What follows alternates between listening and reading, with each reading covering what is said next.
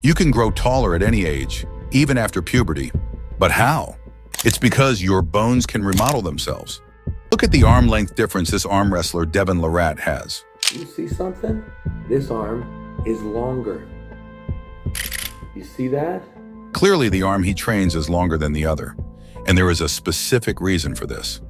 Take a look at the Maasai tribe from Kenya. You might be familiar with this tribe due to their traditional exercise of jumping crazy heights even basketball players can achieve. They have some of the tallest people in the world. In fact, the average height in the Maasai village is 6'3". Coincidence? I don't think so. The difference in length in the arms of Devin Larratt and the insane heights of the Maasai tribe can be explained with an unusual scientific phenomenon: Wolff's Law. This law explains why bodybuilders have a greater bone density, which is caused by the excessive tension while weightlifting. In 1892, German surgeon Julius Wolff stated that bones in a healthy animal will adapt to the loads under which it is placed. What does this mean? By lifting really heavy weights, your bones will adapt and become stronger to aid this stress. Your bone density increases. Now, our height growth occurs due to two types of stress: hormonal stress and mechanical stress. We are talking about growing taller after puberty, so this video will concentrate entirely on mechanical stress and how we can manipulate it to increase our height. Devin Larratt's arm length difference is due to the constant training of the left arm while arm wrestling. So we need to find some kind of method to apply the same concept to actually grow taller. But how? Microfractures. When we apply the right force to our legs, they will grow longer vertically. Your bones can change based on the kind of stimuli you give it. If you give it a specific stress that makes your legs stretch, they will grow. Cycling is the perfect exercise for this kind of stimuli. Look at the Netherlands. In their society, cycling is a popular activity practiced on an everyday basis. The average height in the Netherlands is 6'1", making them some of the tallest people in the world. When you cycle, you constantly stretch your legs when pushing the pedal. By repeatedly doing this, our bones adapt and remodel themselves to better perform the exercise, with the goal of making cycling easier by lengthening the leg. This is similar to why tennis players have a higher bone density on their dominant arm. Because they frequently use this arm to generate powerful swings, the bones in the arm become denser and stronger over time in response to the repeated stress and strain. This is Wolff's Law in action. But how do you actually cycle in order to maximize your height growth? Start by elevating your seat height so that when you push the pedal at its lowest point, your legs remain fully straight and stretched, not bent. Cycle every day for at least 1 to 2 hours for a week. After that, progressively increase the seat height by 1/4 inch. This will make the exercise harder because your legs have to stretch even more. That way, your bones will be forced to adapt and grow. Do this consistently and you'll notice an increase in your height in 4 to 5 months. This is because the extension of the saddle height causes an enlargement of the joints, mainly the hip, knee, and ankle. One other thing, during cycling, the lower body muscles get stretched temporarily. When muscles get stretched, they revert to their original position. That's why you look bigger right after a workout, but a bit smaller on a rest day. If enough tension is applied for a longer time, the muscles extend to adapt to the new tension from the stretch. They call this the adaptive remodeling of the muscles.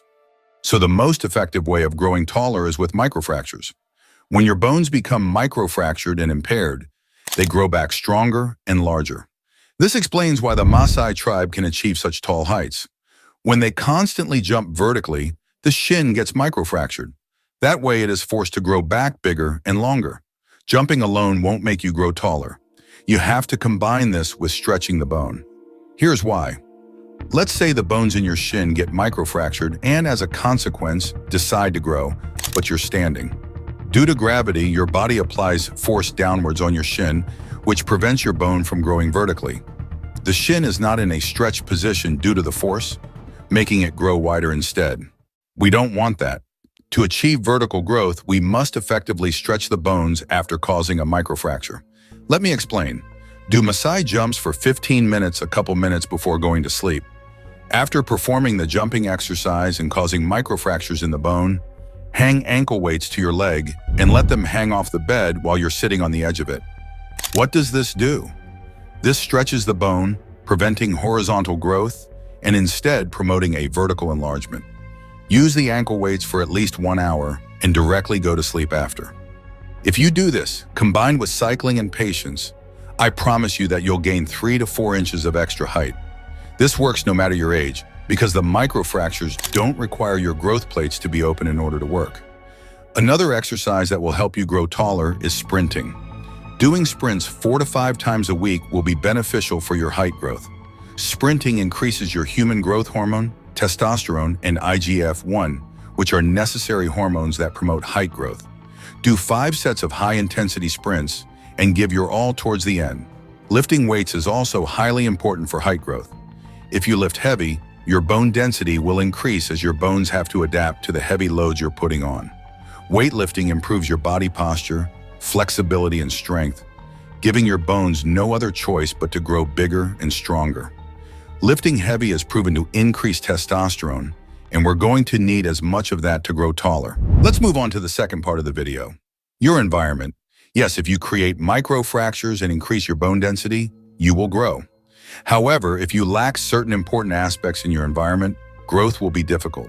And it all starts with this one element: sunlight exposure.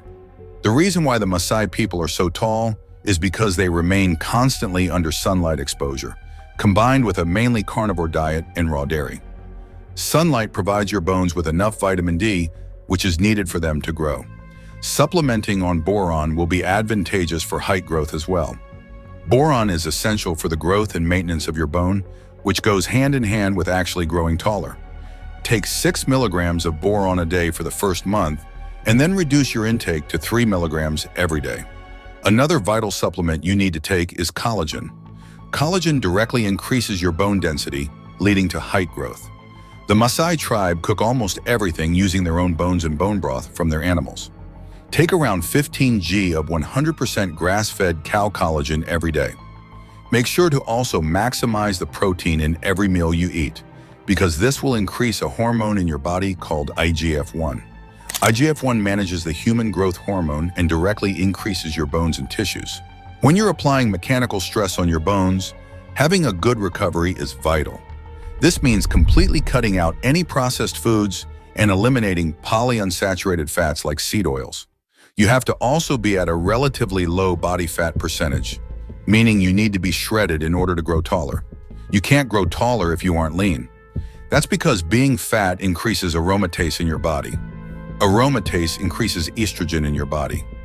Estrogen is literally the villain for height growth because it is responsible for closing your growth plates. And since your growth plates typically close between the ages of 17 to 25, you want to delay that closure as much as possible to grow as much as possible.